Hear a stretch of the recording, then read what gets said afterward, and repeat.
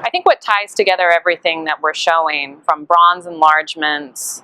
to glitter pieces to towering fountains,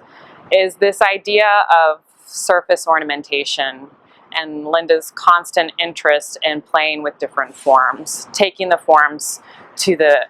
furthest possible imaginable place they can be. So when you're looking at the glitter pieces, which could not be more opposite in terms of scale, in terms of weight, from the bronze enlargements, what you're getting from them is this attention to how it sparkles, how it catches your eye, how you move around them and discover pockets of a form,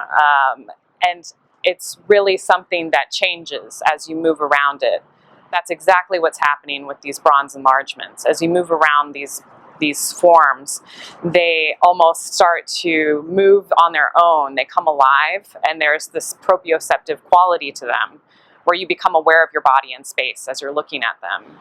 This is heightened while you're looking at the water pouring down the surfaces of her fountains, Bounty, Amber Waves, Fruited Plain, at the back of the garden. The water, it just not only makes you acutely aware of something in motion, but it acts similar to the glitter on the paperworks, in that every time light catches a drop of water as it's pouring down the side, it shimmers, and it's this form that's continually